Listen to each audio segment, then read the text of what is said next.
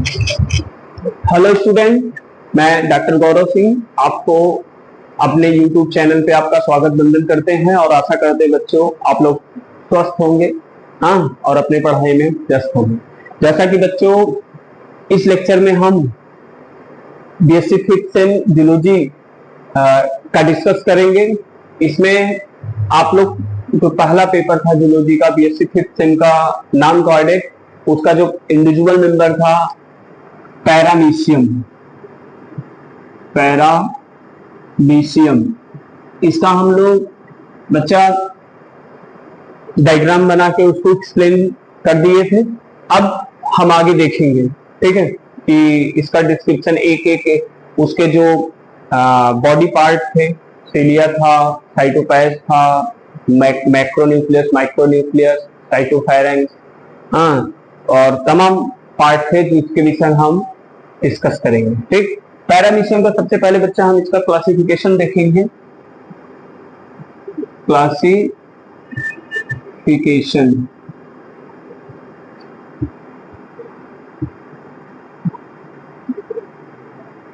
Kingdom animalia, phylum,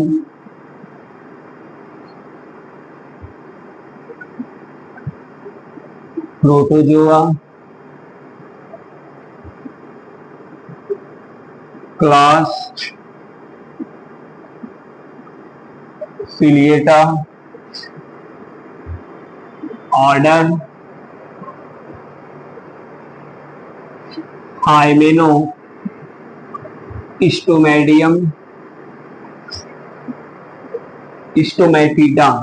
हाइमेनो स्टोमैटिडा, and genus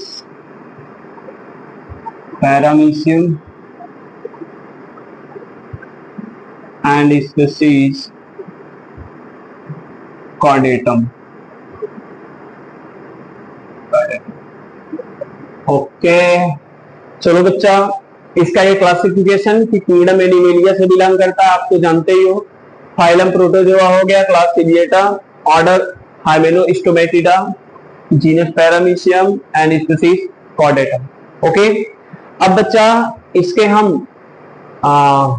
morphological structure के विषय में डिस्कस करेंगे, एक एक के विषय में। मॉर्फोलॉजिकल स्ट्रक्चर, ठीक है। मॉर्फोलॉजिकल स्ट्रक्चर में सबसे पहला हेडिंग आप डाल, इसमें देखिएगा, पहला habit and habitat, habit and habitat. जैसा कि हैबिट और हैबिटेट बच्चा हम आपको बताए थे कि पैरामीशियम कॉर्डेटम जो होता है ये फ्रेश वाटर खाल में पाया जाता है, यानी पॉन्ड लैक पूल्स में, गढ़ा और आम हो, हाँ, पॉन्ड लैक पूल्स में। तो इसमें आप लिखिएगा it is a fresh water, it is a fresh water living individual, it is a fresh water living individual found in, it is a fresh water living individual found in aquatic places like pond, lake, pond, lake, pools, river, etc। Okay, ये इसका क्या हो गया, habit and habitat.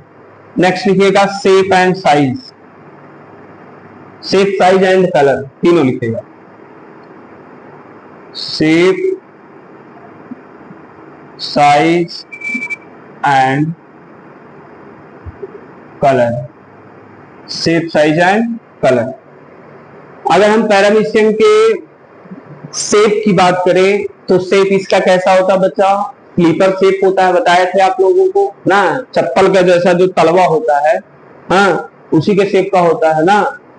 और size इसका क्या होता है, ये बहुत माइक्रोस्कोपिक ऑर्गेनिज्म होता है ना, जो लगभग 170 से 290 न्यू इसका लेंथ होता है। और जो कलर होता है ये क्या होता है, स्लाइटली ग्रे होता है, क्योंकि जो पॉन्ड लाइक पूल्स का जो वाटर होता है तो ग्रे कलर का, हरियर के कलर को होता है। ठीक है, तो इसमें लिखिएगा शेप, साइज एंड कलर को। ठीक है, it is generally unicellular, it is generally unicellular, microscopic, it is generally unicellular, microscopic animal, unicellular microscopic animal, comma, it is generally sleeper shaped, it is generally sleeper shape, किस shape का बच्चा, slipper shape का। Okay, generally slipper shape, comma, interior side is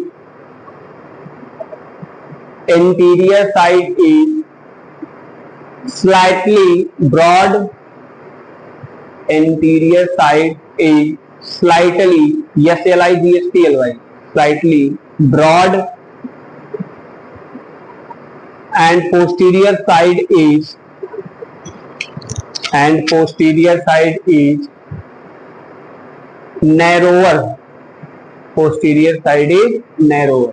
हमने बताया था interior side broad होता और posterior side narrower यानी सकरा या पतला होता है। Okay, full stop. The size reach up to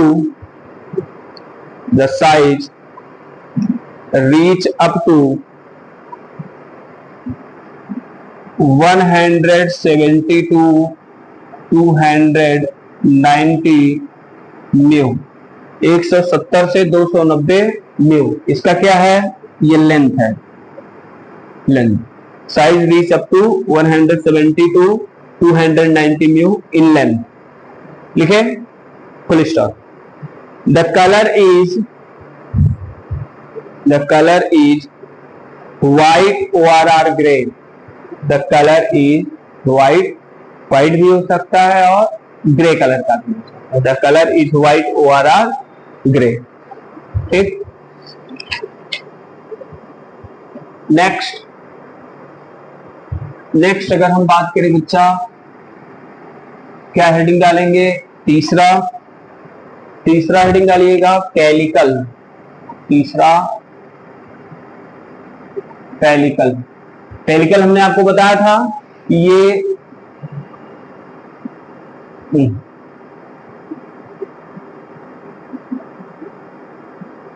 यही स्ट्रक्चर था ना, सिलिया ये प्रेजेंट था बॉडी पे। ओके, ये इसका ये जो लेयर था इसी को क्या बोलते थे, पेलिकल। ये क्या है, ये क्यूटिकल के जैसा होता है ना, और ये पूरे बॉडी को कवर अप किया है, यानी प्रोटेक्टिव कवरिंग, प्रोटीनस लेयर। ठीक, इसमें लिखिएगा इट इज फाउंड, पेलिकल लिखिए, it is found all around the body, it is found all around the body, comma, made up of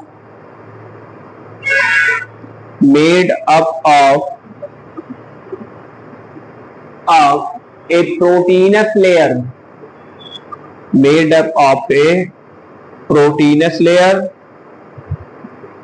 which are thin and flexible। तो क्या होता है, thin पतला होता है और फ्लेक्सिबल लचीला होता है, which are thin and flexible,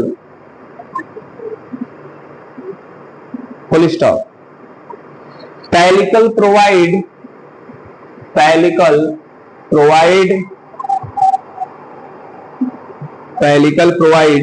definite shape and flexibility to the definite shape and flexibility to the paramecium. Definite shape and flexibility to the paramecium. Full stop. Next heading डालिएगा सीलिया। क्या heading डालिएगा बच्चा? सीलिया ना। इधर देखिए, अगर हम पैरामीशियम की बात करें तो इसके पूरे बॉडी पे लगभग ये क्या है बच्चा? ये सीलिया है ना। सीलिया क्या है? हेयर लाइक स्ट्रक्चर है ना, जिसके द्वारा ये क्या करता है? लोकोमोशन करता है। लोकोमोशन बोले तो एक स्थान से दूसरे स्थान पे मूव करता है। किसके लिए भैया? भोजन तलाश करने के लिए। हाँ, जैसे आप भी भाई भोजन के लिए क्या करते हो? यहाँ वहां मूव करते हो ना, लोकोमोशन करते हो खाना के लिए। तो नहीं करेगा का? यू करेगा ना, यहाँ वहां वो मूव करना चाहिए उसको। तो किसके द्वारा करेगा? सीलिया, जिसकी जो इसके पूरे बॉडी पे पेलिकल पे क्या रहेगा? प्रेजेंट रहेगा। ठीक है, और इसकी संख्या कितनी रहेगी बच्चा? 14,000 to 15,000, 14,000 से 15,000 तक की इसकी क्या होती है? इसकी संख्या होती है। ठीक है, ये नंबर किसका? सीलिया का नंबर। ठीक, और सीलिया जहां से एराइज करता है, चाहे सीलिया हो चाहे फ्लैजेला हो, उसको बोलते हैं क्या बोलते हैं? कोई बताएगा? कोई बहादुर बता सकता है? आप कमेंट बॉक्स में करके बताना कि जहां से सीलिया या फ्लैजेला एराइजेज होते हैं उसको क्या बोलते हैं। आप बाद में कर दीजिएगा, ईमानदारी से कमेंट में करके बताइएगा किसको किसको आ रहा था। उसको बोलते हैं basal granule.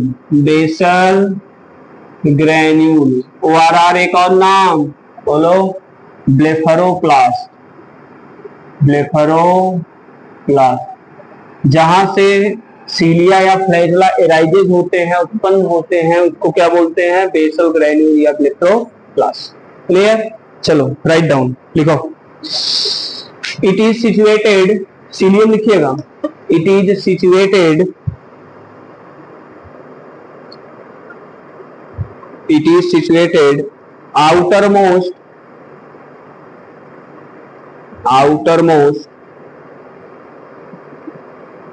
outermost whole body of whole body of paramecium. Outermost whole body of paramecium. Full stop. It is hair-like structure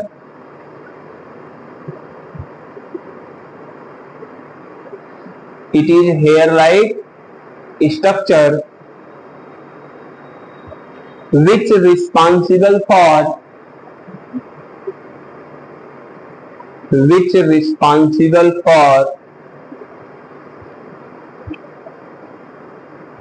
locomotion.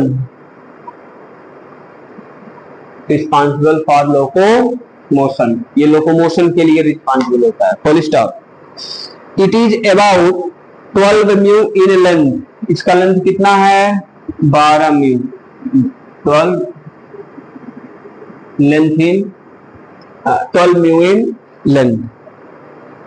Full stop. It's number is about 14,000 to 15,000.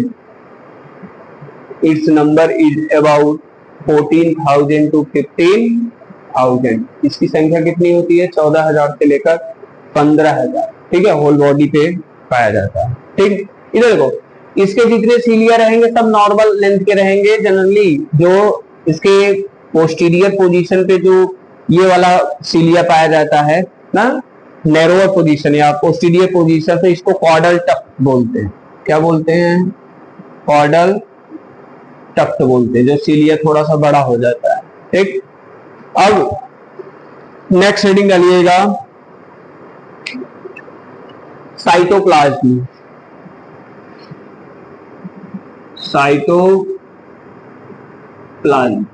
देखो, साइटोप्लाज्म फिगर में शायद नहीं mention किए थे। ये वाला जो position होता है इसका, ये पेलिकल होता है। ये वाला इसके नीचे जो लेयर होता है, ये अंदर जो फ्लूइड फील्ड मटेरियल होता है, इसको साइटोप्लाज्म बोलते हैं, साइटोप्लाज्म। इसमें दो लेयर होता है, एक इक्टोप्लाज्म आउटर वाला इक्टोप्लाज्म और अंदर वाला इंडोप्लाज्म, इंडोप्लाज्म। ठीक, इसमें लिखिएगा साइटोप्लाज्म में लिखिए there are two type of cytoplasm are present, there are two type of cytoplasm present, that is outer ectoplasm, outer ectoplasm and inner outer ectoplasm and inner endoplasm and inner endoplasm, full stop। ठीक है, endoplasm layer generally contain, endoplasm जो रहेगा layer उसके अंदर क्या रहेगा, कई cell organelles रहेगा। एंडोप्लाज्म लेयर जनरली कंटेन काउ माइटोकॉन्ड्रिया, अरे भाई यहीं पे mitochondria, golgi body, ribosome, food vacuole, food भोजन वाला वैक्यूल, हाँ खाद्यधानी, food vacuole, comma contractile vacuole, CV, contractile vacuole are present, contractile vacuole are present.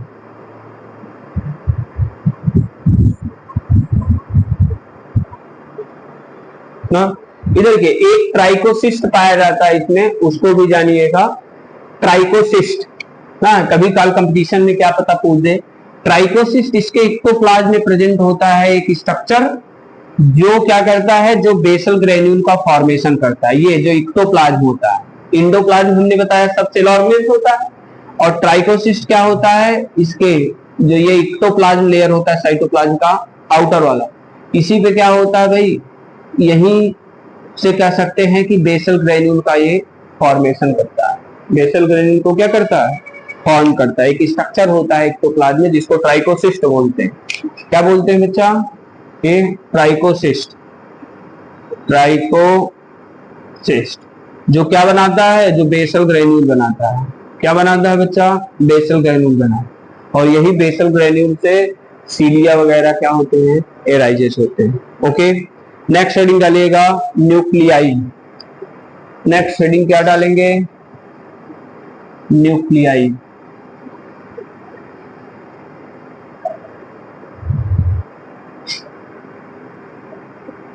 पांचवा है न्यूक्लियाई। देखिए इधर देखो, अगर हम बात करें पैरामीशियम में तो उसमें दो न्यूक्लियस होता है, एक मैक्रोन्यूक्लियस और एक माइक्रोन्यूक्लियस। ये मैक्रोन्यूक्लियस है और ये क्या है, माइक्रोन्यूक्लियस ना, जो क्या करते हैं, जो रिप्रोडक्शन में जनरली क्या करेंगे, हेल्प करेंगे। ठीक है, इसमें लिखे in paramecium two type of nuclei are present, in paramecium two type of nuclei are present, that is a macronucleus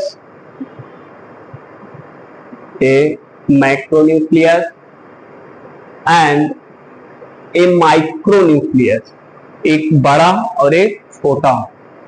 हाँ, एक लघु केंद्रक, इसको गुरु केंद्रक बोलते हैं हिंदी में। Okay, macronucleus and A micronucleus, full stop.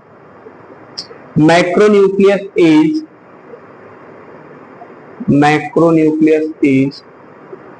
Kidney shape. Macronucleus का शेप कैसा होता है, kidney shape. Macronucleus is kidney shape, while micronucleus is spherical in shape। कैसा है, spherical, गोलाकार, spherical in shape, full stop। Micronuclei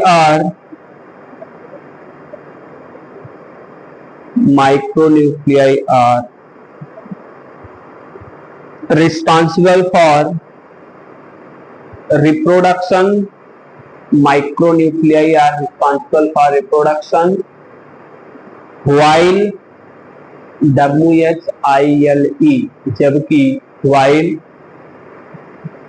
macronuclei responsible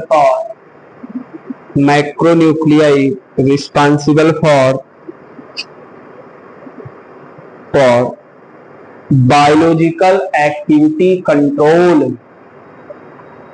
Macronuclei responsible for biological activity control. Biological activity को क्या करता है, कंट्रोल करता है. ओके, नेक्स्ट लिखिएगा 6वां, contractile vacuole. Contractile vacuole next heading है, कॉन्ट्रैक्टाइल वैक्यूल. ठीक है, इसको क्या बोलते हैं, शॉर्ट में सीवी. इधर देखो, कॉन्ट्रैक्टाइल वैक्यूल हमने आपको बताया था, पैरामीशियम में कॉन्ट्रैक्टाइल वैक्यूल की संख्या कितनी होती है बच्चा, 2. एक पोस्टीरियर को इंटीरियर पोजीशन पे, एक पोस्टीरियर पोजीशन ना. और इसका कार्य क्या होता है, ऑस्मो रेगुलेशन करता है. ऑस्मो रेगुलेशन करता है. ऑस्मो रेगुलेशन बोले तो वाटर बैलेंस करता है.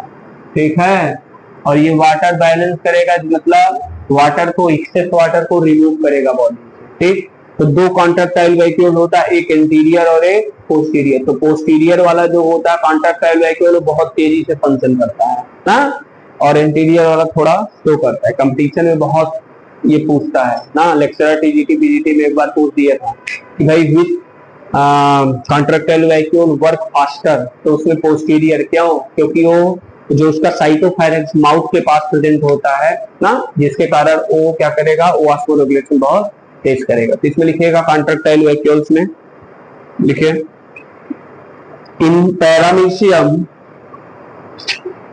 Paramecium 2 contractile vacuole, TWO, 2 contractile vacuole are present.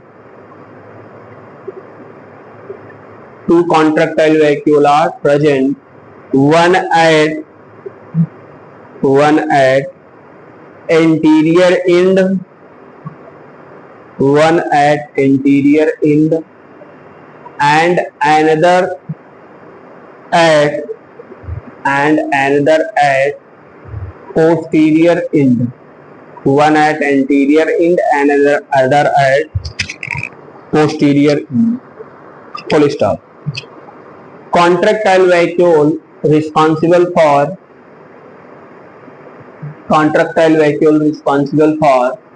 किसके लिए, osmo regulation. Contractile vacuole responsible for osmo regulation, that is water balance. क्या बैलेंस करने के लिए, वाटर. हमने बताया था आओ कि आपने वाटर और साल्ट की मात्रा को बैलेंस कौन करता है बच्चा, किडनी करता है. कौन करता है, kidney.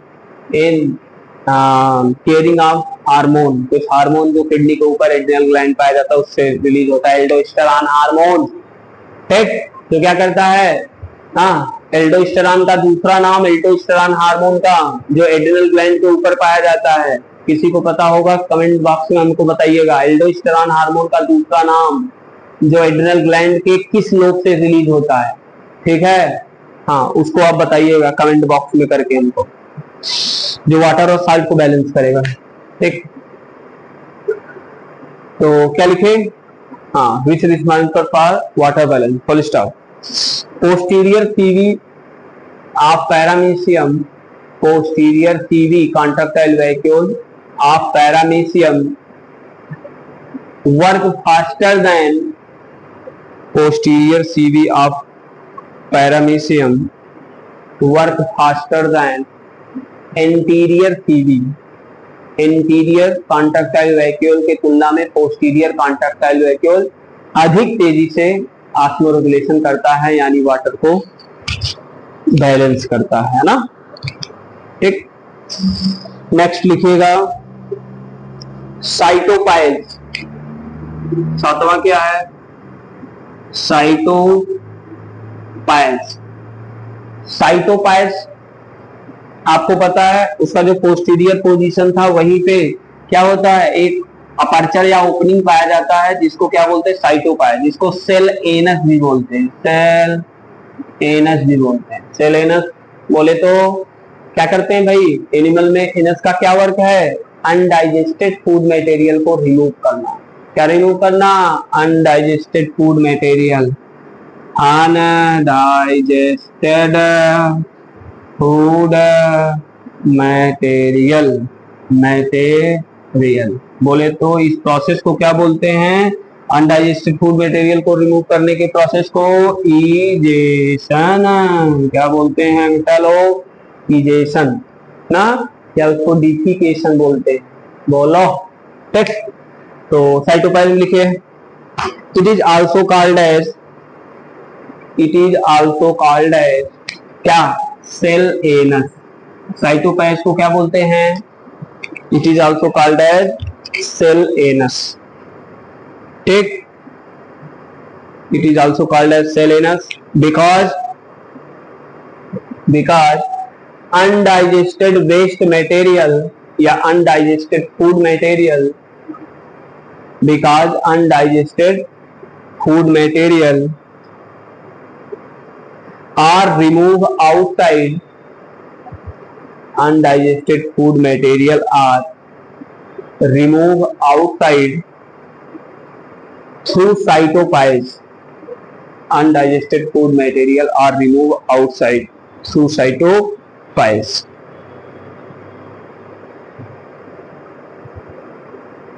Full stop.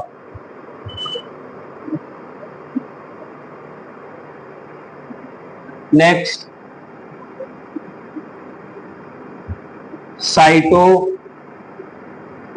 साइटोफेरेंक्स। Cytopharynx next heading बनाइएगा, साइटोफेरेंक्स। साइटोफेरेंक्स क्या होता है बच्चा? ये जो वेस्टिबुल वगैरह जहां पे उसका पाया जाता है, जो वाटर करंट क्या करता है, वाटर और फूड इंटर करता है, यानी इसको माउथ की तरह ये वर्क करता है। किसके तरह? माउथ की तरह, कि फूड को क्या करना? इनटेक करना, और इनटेक करके कहां लेके जाना? फूड वैक्यूल में लेके जाना। कौन? साइटोफेरेंक्स। लिखे साइटोफेरेंक्स लिखे। It help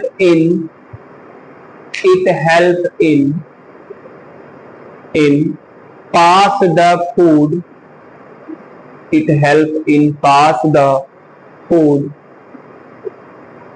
in, it help in pass the food in food vacuole, food vacuole। ये फूड वैक्यूल में फूड या भोजन को क्या करता है? पास करता है। it help in pass the food in food vacuole। Full stop. the food particle are intaken by, the food particle are intaken by vestibule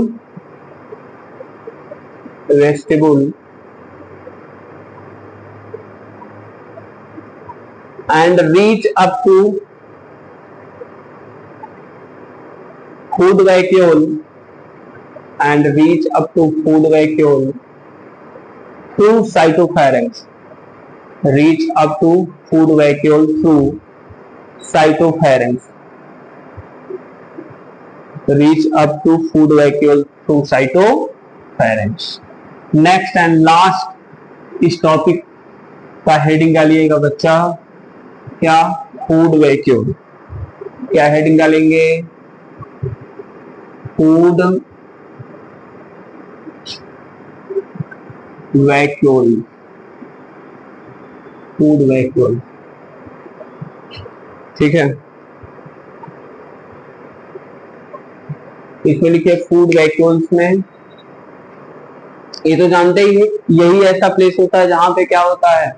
जहां पे फूड का डाइजेशन होता है। क्यों? क्योंकि यहीं पे कई प्रकार के एंजाइम पाए जाते हैं, हाँ, जो जैसे लाइसोसोम इसका फॉर्मेशन करता है, और यही पे फूड का क्या होता है, डाइजेशन होता है। डाइजेशन के बाद अनडाइजेस्टेड फूड मटेरियल साइटोपाइज के थ्रू बाहर कर दिया जाता है। इसको लिखे इन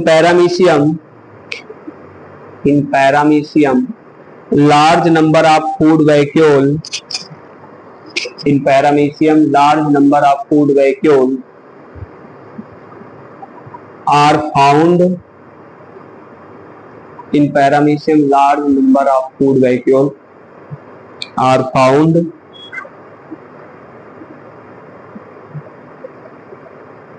full stop food vacuole move to the food vacuole move to the endoplasm food vacuole move in the endoplasm by cyclosis manner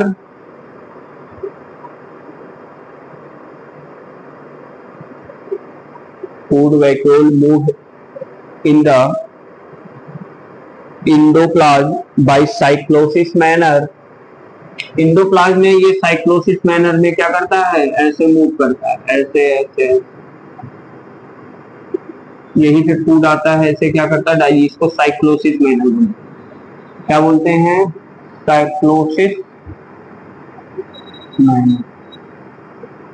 भाई क्या लिखे, endoplasm by cyclosis manner which latter food vacuole move in endoplasm by cyclosis manner which latter digest the food